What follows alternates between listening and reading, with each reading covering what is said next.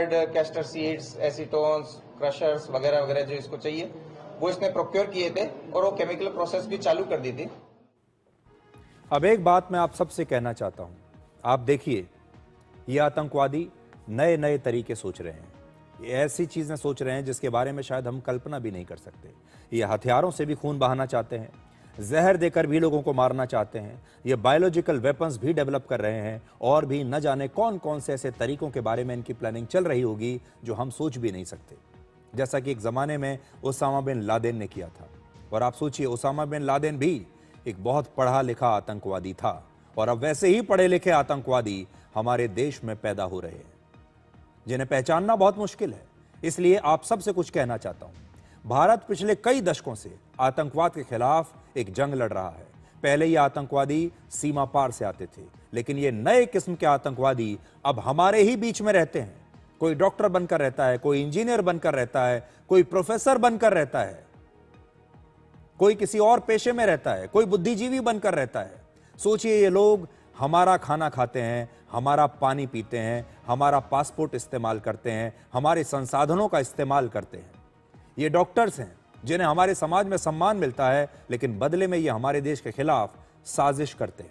ऐसे नेटवर्क को पकड़ने के लिए हमें बहुत ही मजबूत निगरानी, सर्विलांस चाहिए।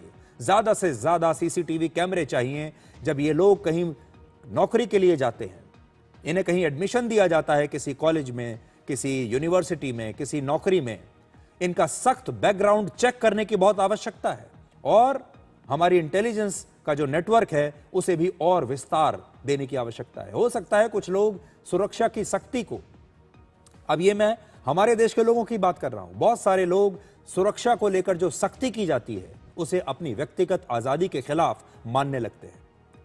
वो अपने फ्रीडम टू स्पीच को बीच में ले आते हैं, ह्यूमन राइट्स को बीच में ले आते हैं, लोकतंत्र को बीच में ले आते हैं। लेकिन व्यक्तिगत आजादी तभी सुरक्षित रह सकती है जब हमारा देश सुरक्षित होगा। इसलिए आज आपसे मैं ये कहना चाहता हूं कि आप आजादी की बात तभी कर पाएंगे जब आपकी आजादी सुरक्षित रहेगी। ह्यूमन राइट्स की बात तब कर पाएंगे, फ्रीडम ऑफ स्पीच की बात तब कर पाएंगे, धर्मनिरपेक्षता की बात तब कर पाएंगे जब आप खुद जिंदा रहेंगे, जब आपका देश जिंदा रहेगा। ये बाकी बातें बाद में आएंगी। एक छोटा सा ब्रेक ले रहे हैं। ब्रेक के बाद आपको दिखाएंगे कि कैसे बिहार के सारे एग्जिट पोल्स की रिपोर्ट्स में यह पता चल रहा है कि एनडीए यानी बीजेपी और उसके सहयोगी दल बहुत आसानी से बिहार में अपनी सरकार बना लेंगे। बीजेपी के लिए खुशखबरी है, नीतीश कुमार के लिए खुशखबरी है, लेकिन महागठबंधन, राहुल गांधी और उनके जो सहयोगी हैं तेजस्वी यादव के लिए एक बुरी खबर लेकर आए हैं ये एग्जिट पोल।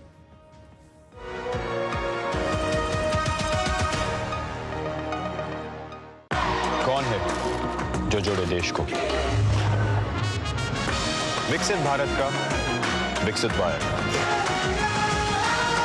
जब हिंदुस्तान मिले हिंदुस्तान से, जय हो विजय हो, राग हो प्रवाह हो, देश हो विदेश हो, जेके हो। Visit your nearest JK Tyre Steel Wheel Store today.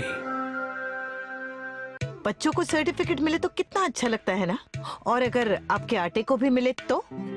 गेहूं की क्वालिटी, आटे की शुद्धता, रोटी की सॉफ्टनेस के लिए सर्टिफिकेट अगर होता तो है ना। आशीर्वाद आटा का क्वालिटी सर्टिफिकेट, पैक स्कैन करो, खुद चेक करो। आशीर्वाद आटा, क्वालिटी का वादा, लिख के ले लो। कौन है जो जोड़े देश को? विकसित भारत का विकसित भारत।